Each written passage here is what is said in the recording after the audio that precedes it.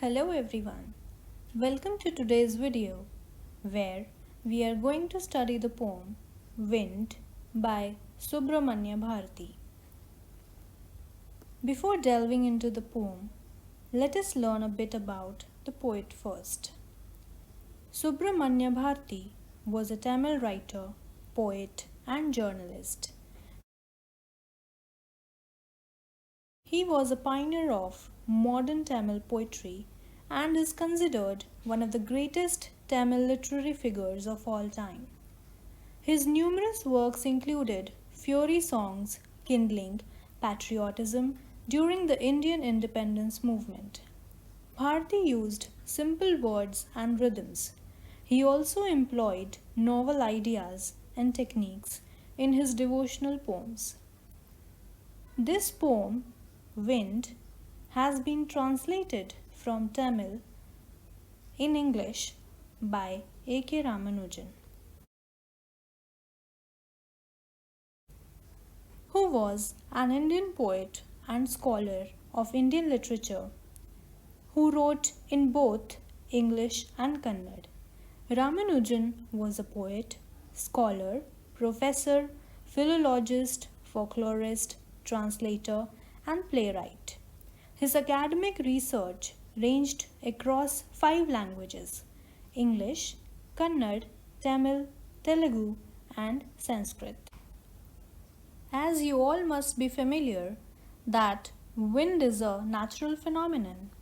We can see wind at work as it blows dry leaves down the pavement or uproots trees during a storm. Sometimes, when the wind blows gently, you can even see it blowing away smoke or fine dust. At times, wind can be so strong that it is difficult to walk against it. You must have experienced it is not easy to hold an umbrella on a windy day. I'm sure everybody must have experienced that. Think of some other examples when strong winds have created problems for you. Now, let us have a look at the theme of the poem. The poem depicts the enormous power that wind possesses, and it has the potential of being both a creator and a destroyer. The strong and courageous can withstand its fury, while the weak and fragile cannot. This holds true of the adversities of life, as those who are weak easily break down, and those who are strong take them in their stride to emerge even stronger, which indicates what our attitude towards life should be like. We must be mentally and physically strong enough to survive the hardships and emerge victorious. For it encourages us to face challenges with grit and firm determination. So, whenever we face any trouble or difficulty, we should face it strongly and solve our problems. That is what the poet expects from the readers. Let's recite the poem now. Wind. The wind blows strongly and causes a lot of destruction. How can we make friends with it? Wind comes softly. Don't break the shutters of the windows. Don't scatter the papers. Don't throw down the books on the shelf. There, look what you did. You threw them all down. You tore the pages of the books. You brought rain again. You are very clever at poking fun at weaklings. Frail crumbling houses, crumbling doors, crumbling rafters, crumbling wood, crumbling bodies, crumbling lives, crumbling hearts. The wind god winnows and crushes them all. He won't do what you tell him. So, come, let's build strong homes. Let's joint the doors firmly. Practice to form the body. Make the heart steadfast. Do this, and the wind will be friends with us. The wind blows out weak fires. He makes strong fires roar and flourish. His friendship is good. We praise him every day. Wind. It is a 22-line poem written in blank verse and does not have a rhyme scheme.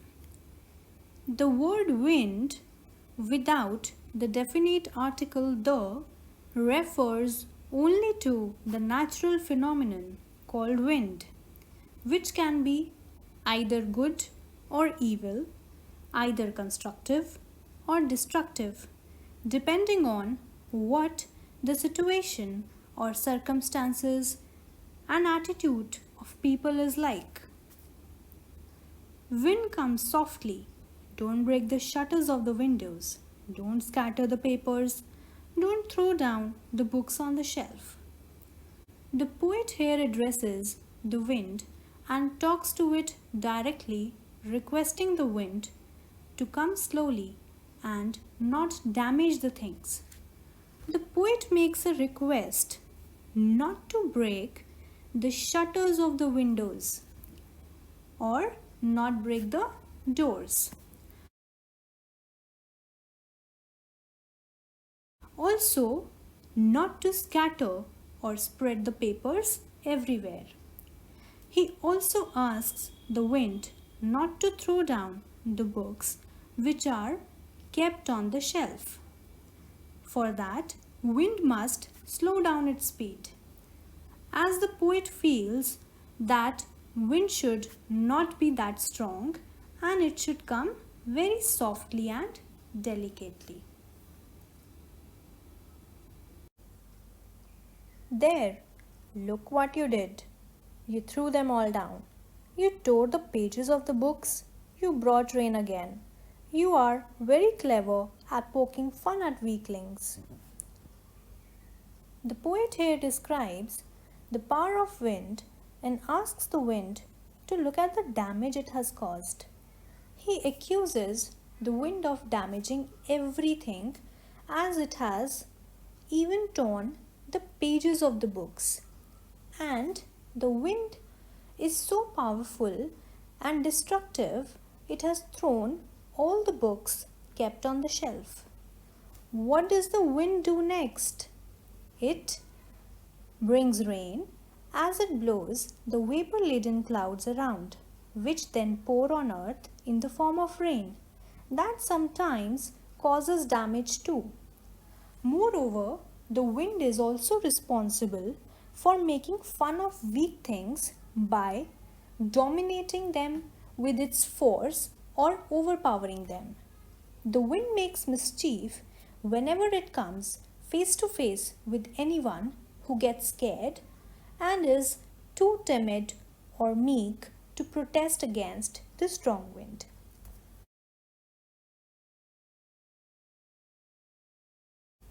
Now, we can say through the lines that we have covered till now that the poet has presented the facet of wind as of a naughty child who is mischievous, full of playful tricks, seems like playing pranks. Frail crumbling houses, crumbling doors, crumbling rafters, crumbling wood, crumbling bodies, crumbling lives, crumbling hearts. The wind god winnows and crushes them all. Here in these lines, the word crumbling is used time and again to emphasize that everything crumbles in the face of strong wind. It leads to destruction, as the poet says, our weak houses cannot face the might of the wind, and that weak houses, doors, beams, wooden structures, human bodies, hearts, etc., all crumble and fall. Wind demolishes everything. The poet focuses on the violent aspect of wind that causes destruction.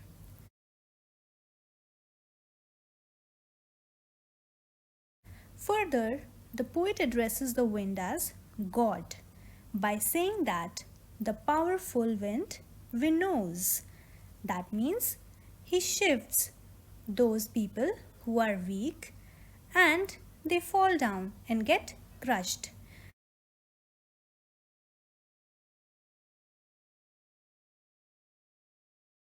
Through this, the poet makes a comparison between wheat and people.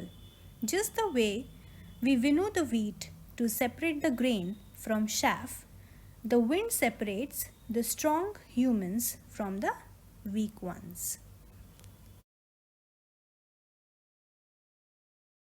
People have different reactions when challenges are thrown in their path. How do weak people react? They fall down, get crushed, and break in the face of adversity. Through these lines, we can say the poet has presented the facet of wind as that of a destructive, raging youth. Moving on to the next lines. He won't do what you tell him, so come, let's build strong homes, let's joint the doors firmly. Practice to firm the body, make the heart steadfast, do this, and the wind will be friends with us. Here, the focus shifts to the reader, where the poet stops speaking to the wind and talks to his readers. He says that the nature of wind is such that it does not listen to anyone and we can have no control over it. So, it is us who can be friends with the wind, that is, the adversities in our lives. Wind symbolizes problems and challenges of life that are there for a reason. Neither can we stop it nor can we escape it, but what we can do, we can either face it with boldness or fail. Some have the courage and determination to overcome the obstacles, while others who lack willpower fail miserably. The poet says that we should all be prepared to face the strong wind, and for that, what should we do? We should build strong homes. We should close the doors of our houses firmly. We must train our bodies and hearts to fight against the destructive power of wind. The moment we become strong enough, all the challenges will be like friends and wind will no longer be our enemy. Through these lines, the poet has presented the facet of wind as of a helpful friend. Moving on to the last lines of the poem. The wind blows out weak fires.